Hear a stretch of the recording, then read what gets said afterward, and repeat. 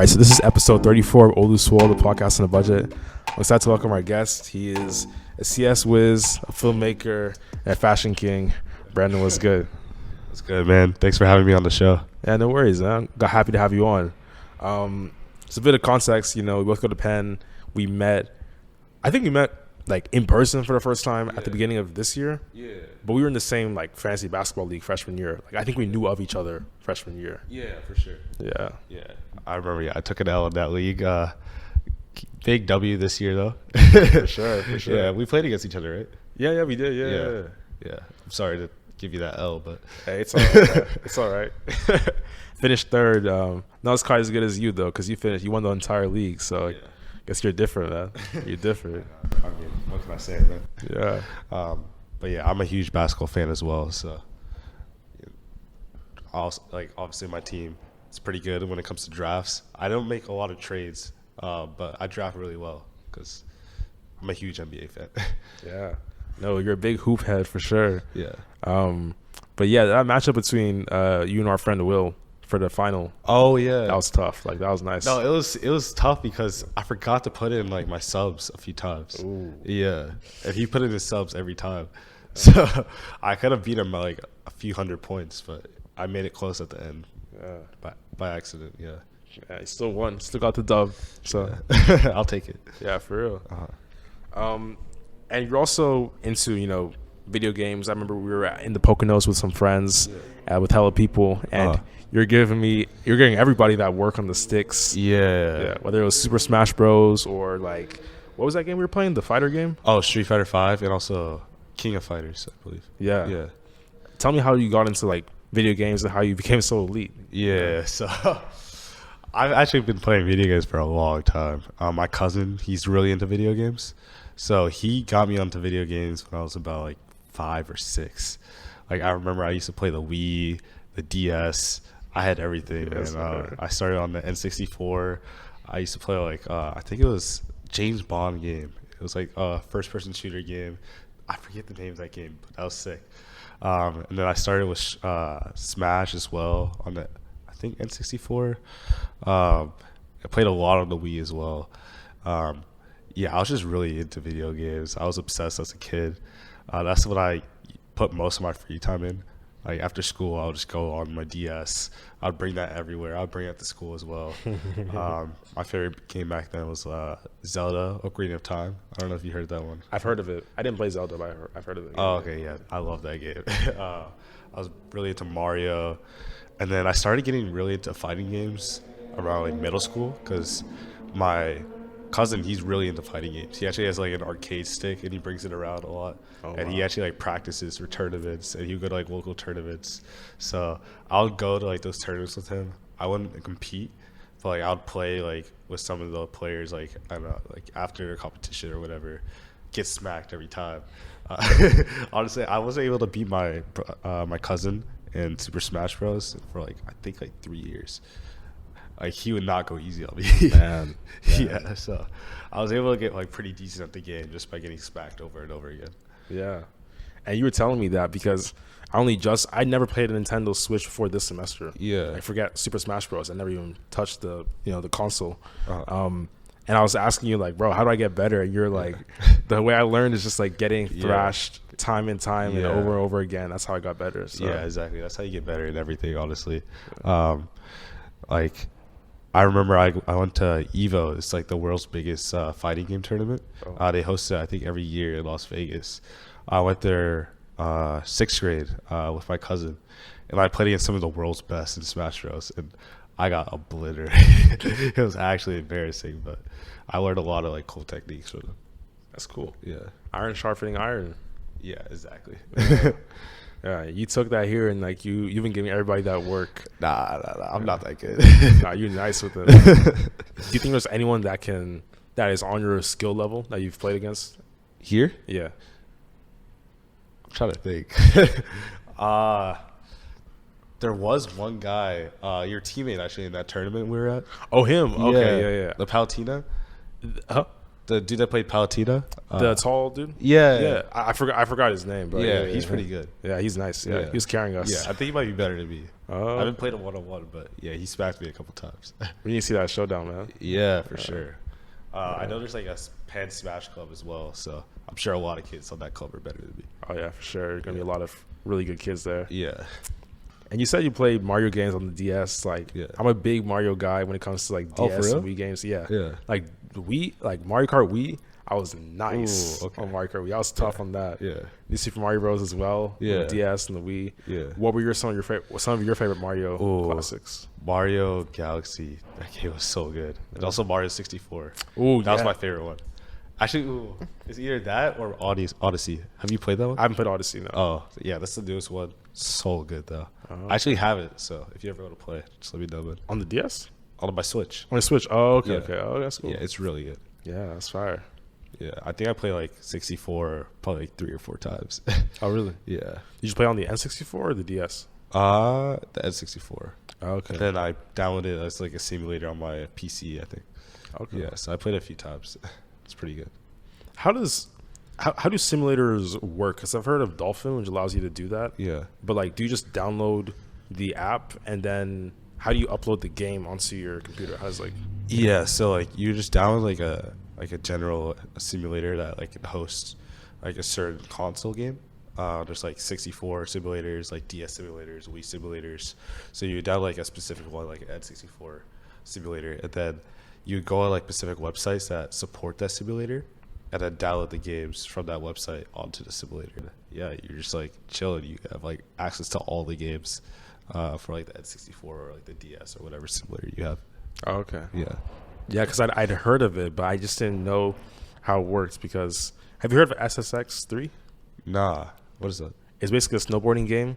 And back in my summer camp back in Houston, we used to play that game on the PS2 all the time. Oh, for real? Yeah, it's a really fun snowboarding game. Like everyone's trying to get their grimy little hands on it. And I was trying to think of how I could play on my PC, but I didn't really know how it worked. So. Oh, okay. Oh wait, yeah, you told me about this, right? I think so. Yeah. I think so. Yeah. So moving away from video games, I know you used to be. I don't know if you still are, but you've done filmmaking in your past. You know. Yeah. A little bit of production. Yeah. You know? Tell me how that was like. Yeah. So how my school worked was, from middle school, every single year we'd rotate between art classes. So like we would do like filmmaking, dancing, studio art, ceramics, drama. And like we rotate through all these different classes from 6th grade to 8th grade. And then I believe 9th grade, we had to choose a class for the whole year. And I chose filmmaking because like one of my best friends, he was also doing filmmaking. And then like we did like some filmmaking outside of school as well. So like we'd make some movies. And I just thought it was really fun. So I chose filmmaking 9th grade, stuck with it. And yeah, the rest was history. Honestly, my school was like known for like having a pretty good film department, just due to some of our alumni. Even though I personally don't think it's a good film department, but we were able to make some pretty cool movies. I don't have access to them right now because they're on my PC at home, but yeah, maybe over the summer I'll try to get them so I can show to you guys like next year or something like that. Yeah, that'd be cool for sure. Yeah. What kind of movies were they? Were they like short films or? Yeah, so mostly short films. I think I made a documentary as well. I made a couple music videos. Wow. Actually, one of them's online. Yo, it's pretty embarrassing. I made it for like my read biology class, and it was a music video for a song that I made with my friend called Climate Gang. Yes. Yeah, our goal is like to make it as cringe as possible and like show it to our entire class, and we did not get the reaction that we wanted. What do you think?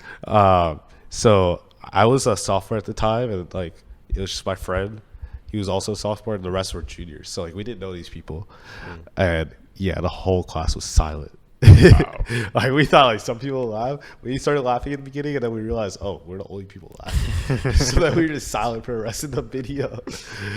And, tough crowd. Yeah, our teacher loved it though. Okay. He shows it every year now. Oh wow. Yeah. So now you're ingrained in your school's history, I guess. Yeah, exactly. I don't know if he or she is still there, but Oh yeah, he's there. Okay. Yeah, he still shows it. That's cool. That's cool. Were you rapping or music? Or singing or what? Like what Oh yeah, I actually used to rap. Oh really? Yeah, throughout high school, I was in a rap group that I made with my friends, and yeah, we would like make a lot of rap songs just for fun. That's cool, man. Yeah. I didn't know all this. What was it called? What was the rap group called? We named it Otaku Mob. It's kind of cringy. Otaku Bomb? Otaku Mob. Otaku Bomb? Otaku Mob, yeah. Otaku Mob is like, I think it's like a Japanese word that means like someone who's obsessed with anime or something like that. Okay. So like one of our friends, he was really into anime. I also watch anime. And yeah, we just made that name. I think I tried to recommend the name Otaku Gang, and then he changed it to Otaku Mob. And yeah, we made like, I think one anime themed song, and then the rest we just made like regular rap songs. And then after that, some of my friends actually wanted to take rap like more seriously, so we got rid of the name and just started making like our own songs. I went by Little Kenji. that was my rap name. And then I had a few other friends that had like some rap names too. Little Kenji? Little Kenji, yeah. Kenji, okay. Yeah. Is that an anime reference? No. My middle name is Kimchika. Oh, Yeah. I didn't know that. That's cool. Oh, that's dope. So basically, you guys started off kind of like a Fifth Harmony kind of story. Like you guys started out together, and then you guys broke up. You know, when it all went solo. Yeah, I mean, we do like some collaborations here and there. Like I'll have them feature on my songs. I feature on their songs. I don't make a lot of songs anymore, but yeah, I'm always like down to give them a feature, obviously for free. I'm not good enough to be charging yet. I was gonna ask you like how much you charge for a feature. Oh no, it's free for sure.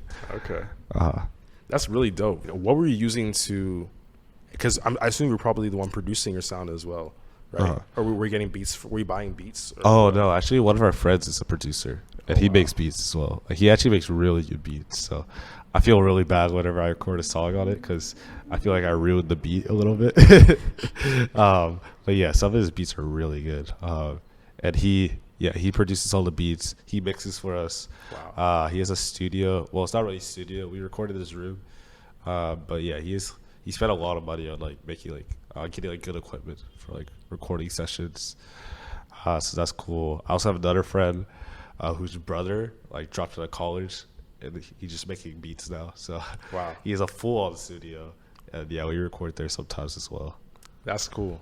Yeah. Like, I mean, is it like one of those room studio set where you're talking about your first friend?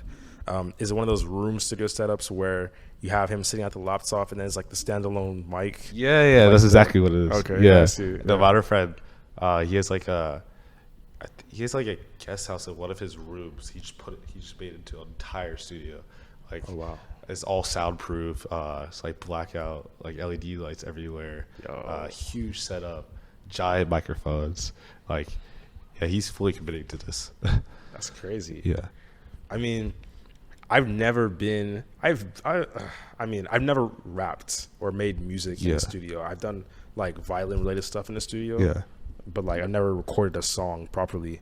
And I always wonder, how do you go about, like, what's the creative process like when do you freestyle when you're rapping, or do you just punch in, and like what's your technique? Yeah, so honestly, some of my songs I just completely freestyled. Honestly, like if you're listening to like a good beat that you really like, what I like to do is just like freestyle a few different things, and like if it's like really catchy and like it mixes well with the beat, then I'll just like use it as the chorus, and then I'll freestyle some things, and if I like it, then I'll just write it down, and then like continue writing from there. Other times, it takes me a long time to actually like write something good. I'm not really good at freestyling, so like I'll usually freestyle for the chorus, but when I'm trying to rap a verse, I mostly write those out. I have a friend that's really good at freestyling though.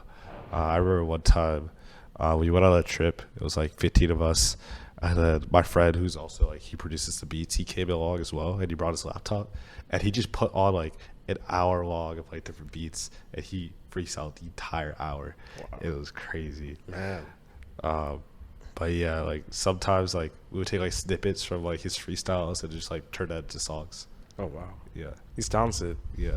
It's kind of like Juice WRLD. I remember there's a video of him on the Oh internet. yeah, I saw that. Yeah. Yeah, rapping for an hour. Yeah. Freestyling to Eminem beats. Yeah. That was crazy. My friend's not that good. Yeah. But yeah, that was crazy. Yeah, that's insane. Yeah. Where do you get your lyrical inspiration from when you're writing your bars, though? Oh. That's what I always wonder. I try to, I don't know. Like I said, I'm not that good. I try to be my, like, let me see. I actually do like Juice WRLD as well. I may get some inspiration from him, inspiration from like Kanye, Childish Gambino, but I try to keep my lyrics like simple. More like, I'd say I'm more of like a SoundCloud artist. Like I'm not very deep, you know. I just try to make something catchy and like fun. So maybe more like Lil Yachty, like, you know, the SoundCloud era. Yeah. Honestly, yeah, I try to be myself when it comes to rap.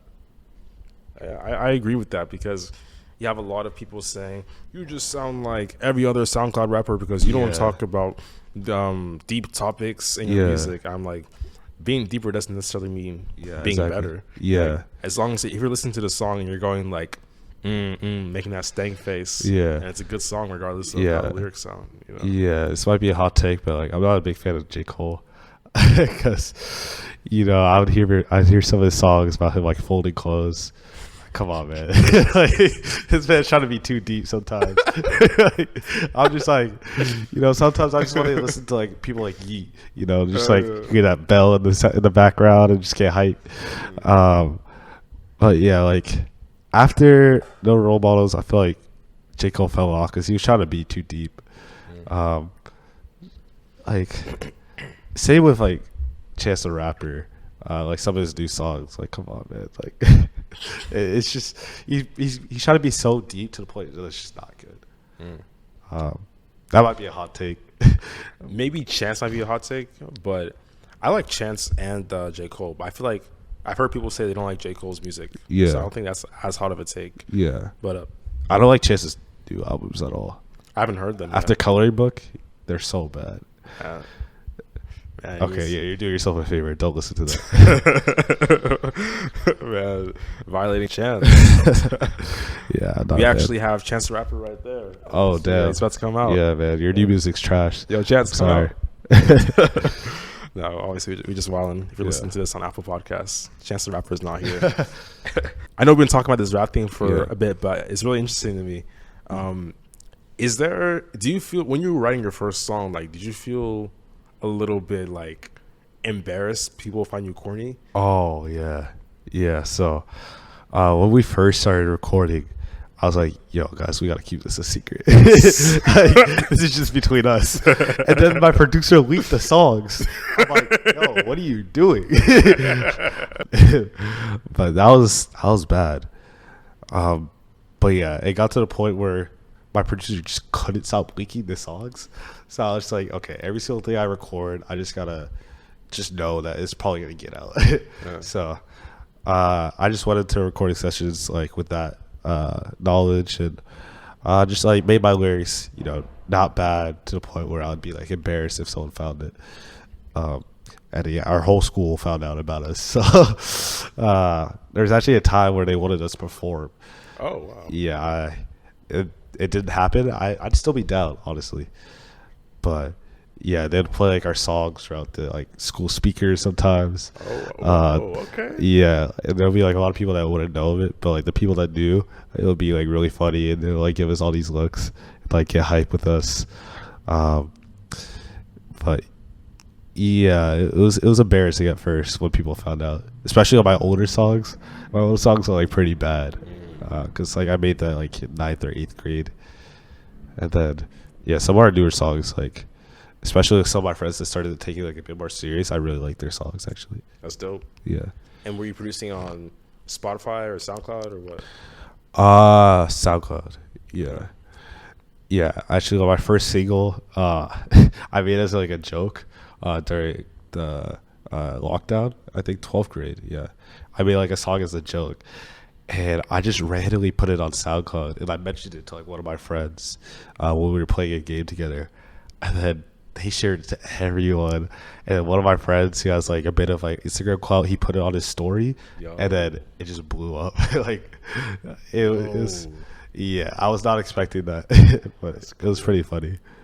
I mean, if it blew up, it must have been a good song. So people were rocking with it. Maybe they like it. It is a little catchy. I'm not gonna lie. That's cool, man. I need to hear these songs. You got to put me on.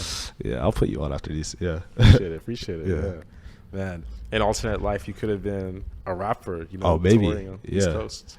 Yeah, who knows? I was actually like really into poetry as a kid. Oh. Yeah, I remember like they would have me like say some of my poems in front of the entire school, my elementary school. So you know, who knows if I would have followed that path, could have become a rapper. You know. Yeah, programmer by day, rapper by night. Exactly. That'd be cool. But speaking of programming, like I just mentioned, you're a CS student. I know you've done front end and back end development for a firm located outside of the U.S. I think it was in Southeast Asia. How do you know that? You do my research. You do my research. Huh? Okay, yeah.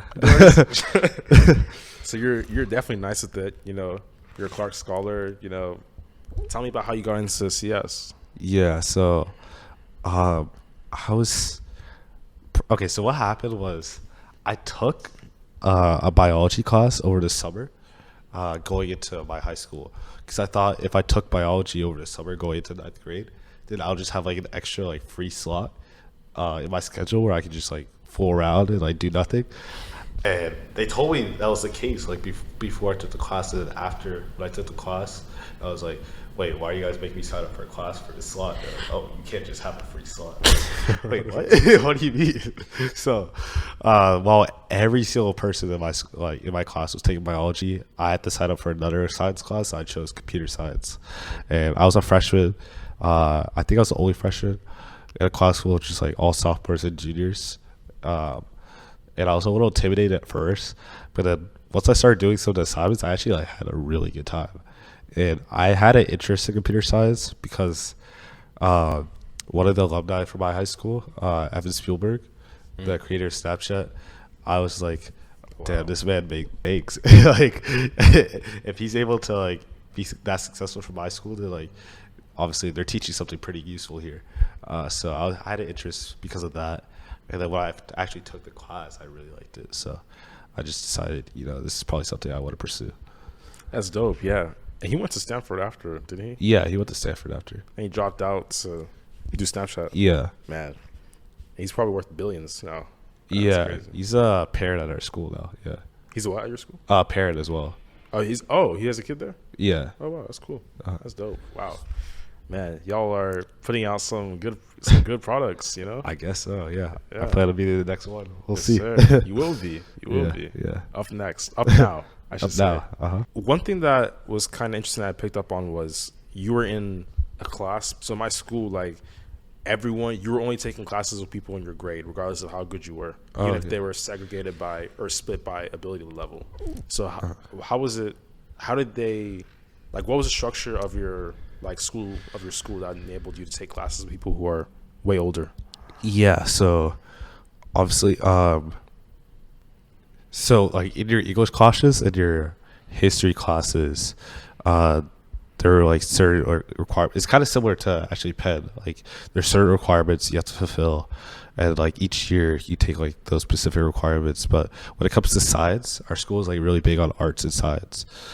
For your art classes, you could choose whatever you wanted. So there'll be like different grades, like different art classes, depending on what student chooses.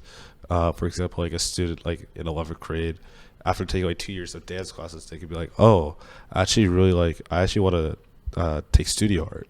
So that they would have to start from the first level of studio art. So they'll be in the class with like freshmen.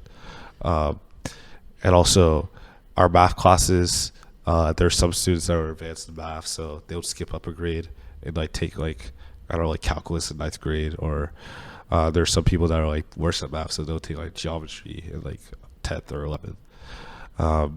And also science classes. This is what our school is like, I guess, sort of unique at. Everyone had to take like biology and chemistry, but besides that, like you could choose whatever science classes you wanted. So like I chose like a design and engineering class, and I decided to take that I think in 12th grade, while like some like sophomores decided to take that class that year.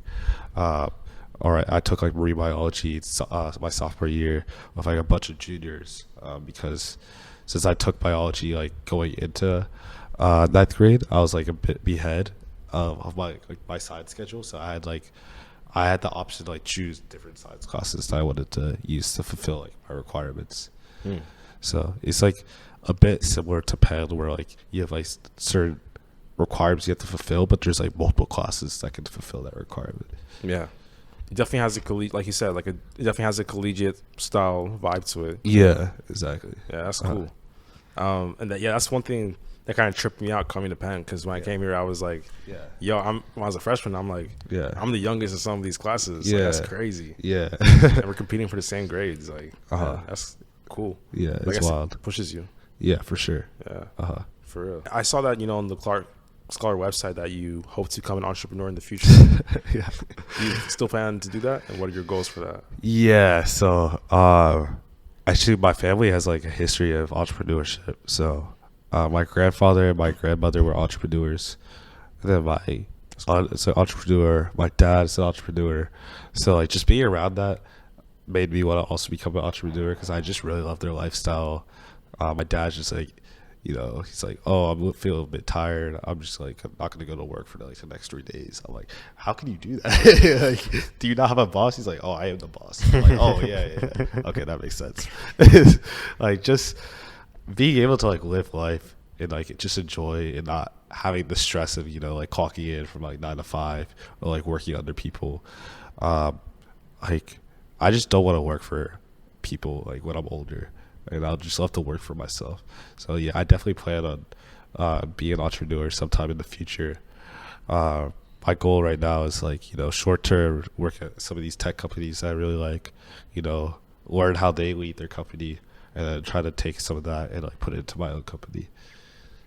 Of course, yeah. I like the plan. I like the vision. I agree with you on a lot of that. I feel like, just as an aside, I feel like you mentioned that your dad, your grandfather, grandmother all have entrepreneurial kind of spirit. I feel like that's really big in Igbo culture. Like Igbo people tend to be very entrepreneurial and business oriented. So like that's pretty like in line with that culturally. Mm-hmm. And I agree with you. Like I just want to like make a bag real quick, and then dip, and then start my own thing. Exactly. Yeah. I feel like that's the move. Yeah. Would it be something? Well, I guess since you're like, what kind of firm would it be? Like, what would you be starting? What kind of initiative would you be working on? Yeah, I'm not completely sure yet. I would love to make like a big tech company. It would be cool to be like, I guess the next Evan Spielberg of my school, make a company that competes with his. Yeah, that's definitely the goal, to like make something that's like really huge. I would love to make something in social media, but like, there's already so many apps in social media, so I just want to think outside the box. I still have a lot of time to think about this, but also like I just want to make something that like I'm proud of, something that I like and I genuinely enjoy. I got you. I just want to make something cool. Yeah, that's nice. Like, yeah, you want to make something that is interesting and people find interesting. So I definitely see the vision there. I know you mentioned that you're Nigerian. I already knew that before that. Tell me how it was like growing up in a Nigerian household and being in America and submerged in American culture for most of your life. Yeah, it's just my dad that's Nigerian, and it was cool because I mean the Nigerian food is so good. Definitely better than Ghanaian food. Yes, sir.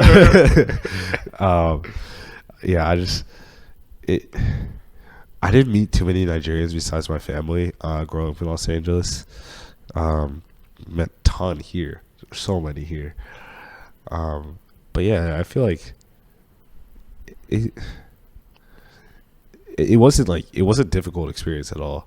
I've never been to Nigeria, but like it was just like, a cool side of me, being able to like support Nigeria in the World Cup.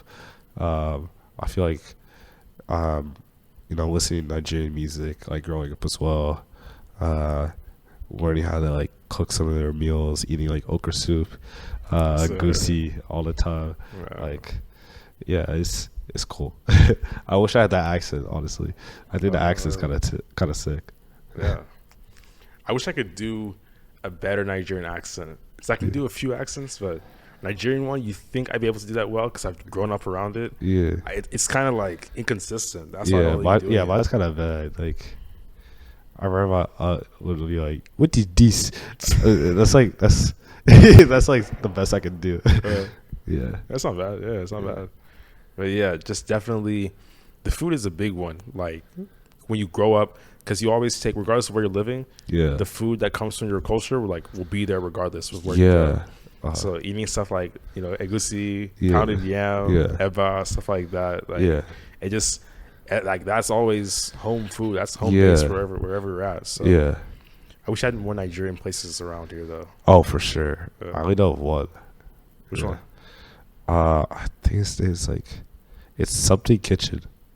Becky's Kitchen. Where's that? It's like 20 minutes away from here. I know it's on Uber Eats. Yeah. Oh, for real? Yeah, I can send you the info. Yeah, send me that. For sure. 20-minute drive, right? Yeah, 20-minute drive. Yeah. Okay.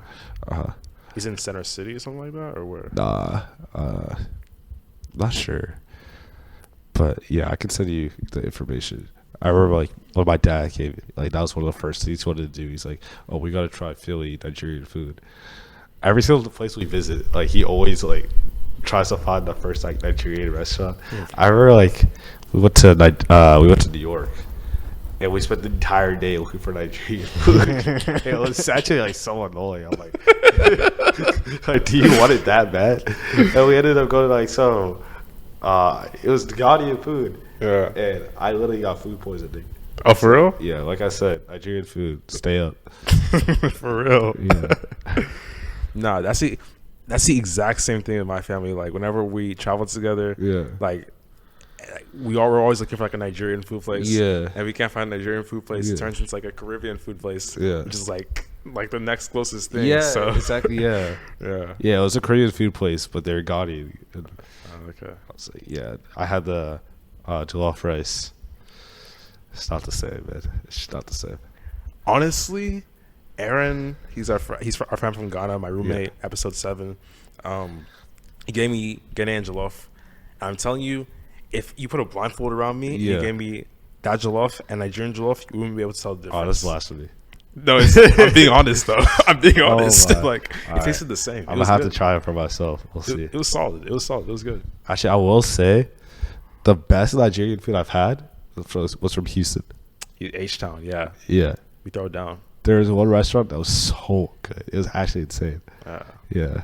Food in Houston is amazing. Probably, arguably the best in America. Definitely top 5 cities. The Nigerian food? No, I mean just food in Houston in general. I don't know about the food in general, but the Nigerian food. Nigerian food was really good. Yeah. I mean, there are hell Nigerians in every major city in America, but particularly Houston, Atlanta, DC. You have a lot of us congregated in those places. So. Oh, yeah, for sure. Yeah. That's sick. Yeah. And I know you're really involved in sports back in high school. Played soccer, giving the Roadrunners that work, How do you know this? This is crazy. Yeah. You gotta do my research, yeah? Yeah. Track and field as well. Tell me how you got into, all these sports while, rapping and then doing school, writing poetry here and there, just doing a little bit of everything. Yeah. So I was, Crossroads, the Roadrunners. That was like one of the main like private schools in Los Angeles. We competed with a lot of the other private schools as well. But what made us like special from other private schools is they had a focus on like having their students be able to tap into their extracurricular activities. So like our academics weren't tough. Like I don't know if you heard this school, Harvard Westlake. That's another like private school that we compete with. So like they wanted to make sure our academics weren't as tough as theirs, so students would be able to focus on like what they like outside of school as well. So because of that, like I was able to have a lot of free time. I remember my sports career started like when I was very young. I started with baseball because my mom's a huge baseball fan, and I honestly had the dream of becoming an MLB player because she was like telling me like the bag is an MLB, and like I just envisioned that I wanted to get those like $200 million contracts. I had private trainers.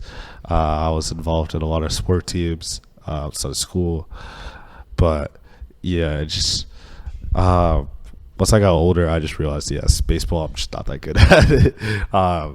Also, it's a boring sport too. If we're being honest, like. It's a lot of waiting around on the mound. Yeah, like I was in the outfield and like the ball like get to me like probably 3 times a game, and like if I messed up, like I really messed up because like if the ball gets that far, then you're kind of screwed. But yeah, it's also just so hard to hit a baseball. A lot of people, I feel like, don't realize how difficult that is, and I just wasn't very good at it. It looks tricky. Yeah, but yeah, once I got cut from my 6th grade baseball team, I realized baseball isn't for me. So I decided let me take soccer seriously, because soccer was a sport that I played a lot throughout recess in elementary school. There'd be like some of my friends' dads, like they'll come like in the morning and like give us crosses, and like we would try to do headers. I was always so scared because like they kick the ball so hard, and especially like getting a header, like I was scared I was gonna get a concussion or something. But I was like really fast. My nickname in elementary school was Wheels. So, Okay. Yeah, so I would like dominate like in elementary school soccer and like in my age group because I was just like faster than everyone else. So I joined the club team. I got really good, and that was like my main sport throughout middle school and high school. And then I just really loved staying active, so I did volleyball, cross country. Cross country is really hard. That's the hardest sport I've done. And then also track and field. Yeah. Wow. So basketball, volleyball, track and field, and cross country, like that's a lot. Yeah. Sport, man. That's crazy. Yeah. I played a little soccer. Like I did. Yeah. I went to a very small school. Yeah. We had an A team and the B team. I was on the B team in 9th grade. Oh, okay. But I wasn't any good. I was just good enough to start, So that's it. But tell me which position did you play in soccer? Yeah. I played striker and also wing. Okay. Yeah. Tell me how it was like. Were you one of the leading goal scorers? Yeah. So, for my club team, I was definitely the leading goal scorer. I got really good at middle school because my coach, he was coach of the UCLA team. Oh wow. Yeah, and they were actually like very good at the time as well. So he would coach for the UCLA team, and then after he would come to our practices and like coach us. We went and trained with the UCLA students as well sometimes. I went to a couple of their camps. So yeah, like we were like very competitive, and I got like really good at that time. And then we had to disband the team because he became a coach for an MLS team, I think in Portland. Oh. Yeah, so that sucked because he was like by far the best coach I've had. It was 2 of them, and they both went to MLS. Wow. So after that, like our whole team just sort of scattered, and then I went in with another club team, but it wasn't the same. So I was good, but like I sort of lost touch, and I didn't take it that seriously at the time. But yeah, our soccer team, our high school soccer team, was very competitive. I actually didn't make varsity until 11th grade. Wow. Yeah. Whew, So, like 9th grade, I was kind of pissed because a few of my friends made the varsity team. They were on like very good club teams though. Like one of them was on the best club team for his age group in the nation. Wow. So, yeah, like our club, our high school soccer team was very competitive. And then sophomore year, I was shocked when I did make it. So I just dominated JV, and that was annoying. But yeah, it was kind of fun though, because like I was definitely like a bit better than most of the JV kids, so I would just like score a ton of goals. But it was very competitive. I remember getting like a private trainer throughout high school as well. Spent a lot of time on soccer, And what was annoying was because our soccer team was so good, but a lot of our school didn't know that because we were overshadowed by the basketball team. I don't know if you know about our basketball team, but we had Sharif O'Neal, Shakir. They're sponsored by Nike. Have like their own video shoots and like get free gear. They got like a free shoe like every month.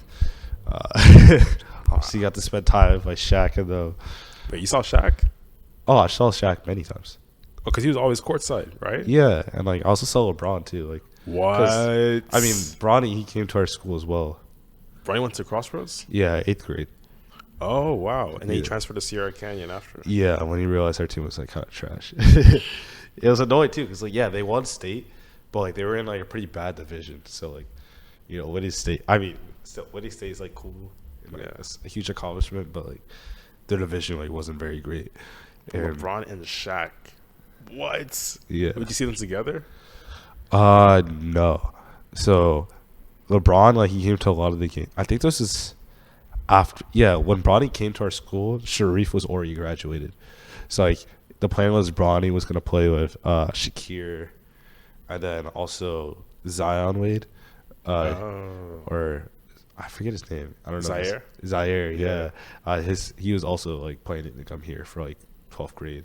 So like them three would have played together. Nah. But Shakir wasn't great, honestly. One of my close friends, his name's Yuki. He's also like kind of like famous on like YouTube because there's a video of him like actually breaking someone's ankle. Whoa! Like he did a move and the kid's like ankle like actually broke. Like he had to go to the hospital.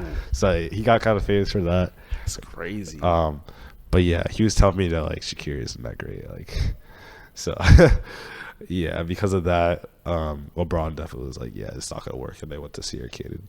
Oh wow!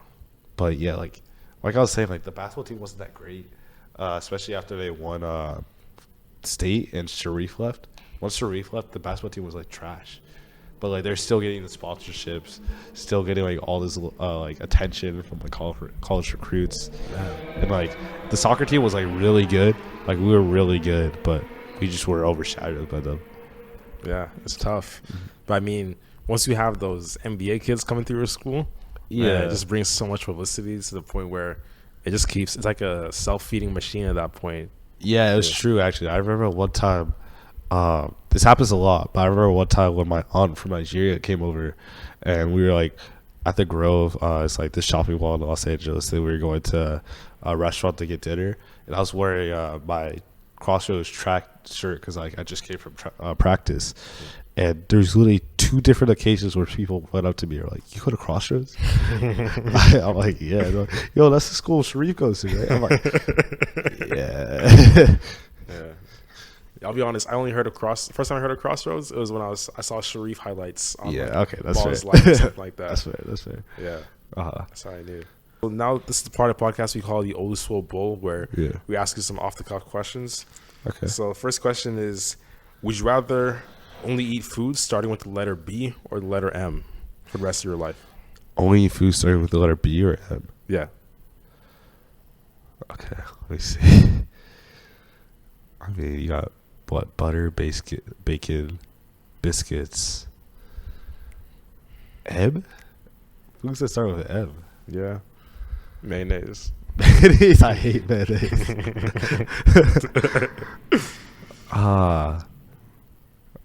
What starts? Malts. Well, it can be beverages too. So malt. Yeah. Could I just say meat? I wouldn't say meat because that's like a okay. Yeah, that's true. That's true. Yeah. That's tough. I mean, Brandon starts with B. I gotta go with B, man. That's that's my initial. Of course, you gotta go with B, right? Brandon choosing B. Exactly. Stay B. Pushing B. Pushing B. Yeah, for real. I agree with you. I go with B because, like you said, bacon. Yeah. But it's also burgers. Oh yeah. See, I trust my gut, man. Exactly. Right? Yeah. Burgers. But M, I just can't think of a lot of M foods in general. Yeah, I can't think of any. Yeah. I'm sure the hella M foods. I just can't think. Like, my mind is racing. Mango? I don't like mangoes, though. Oh, I love mangoes. But, like, I rarely eat it, though, so. Yeah. And then secondly, would you rather take a bath in salad dressing or shower in barbecue sauce? What's the first one? Take a bath in salad dressing or shower in barbecue sauce? Take it back? Take a bath. Oh. Oh my God. I'll say shower in barbecue sauce. Yeah. Both those are nasty though. For real. Because like if you're taking a bath, you're submerging your entire body in that. Yeah. Oh, but then my hair would get messed up though from the barbecue sauce. Yeah. They get messed up regardless of the sauce though. That's true. Yeah. Yeah, I'll take a shower. And honestly, I like the taste of barbecue sauce more. So I'd rather come out like out tasty than come out like salad dressings. Yeah, I don't eat much salad, so yeah, me too. Only protein out here, bro. Yeah, for real. Big bodies, big gotta bodies. bulk up. For real. And then lastly, would you rather be able to speak all human languages or be able to talk to animals, like all animals? Human languages. Yeah. I mean, that's way more useful, I feel like, right? And also, like, all human languages, like, that's actually insane. Being able to go to any country and speak their language, like, that's incredible. Like, I want to travel the world for sure. And having that ability, like, traveling would be so much easier. For sure, 100%. Yeah. I agree with you because, like you said, like, the utility you get is unparalleled. Yeah. But just to play devil's advocate, being able to talk to animals. I mean, living in a city, like you just be talking to squirrels and pigeons. is that very useful? Dogs, cats. That's fair, man. But if you're in a more rural area, bro, I guess speak to a bear, like forming an alliance or something like that. Yeah, it'd be like I don't know, talking to animals. Like, that'd be, I don't know, that'd be kind of boss. But what if they just like all hate you though? Talk him out of it. Talk about it. Maybe, man. It's a pack of wolves, like, you know. Who knows, man? Yeah. Well, yeah, this is the end of the episode, man. Thanks for coming on. Yeah, I had a good time, man. Thanks for having me. Yeah, no worries, man. Thanks for coming on. Appreciate sure. it. Yeah. Oluswole on Spotify, YouTube, Apple Podcasts, Google Podcasts. We're on TikTok. So helicopter, Corvette. Thank you guys for listening. Peace.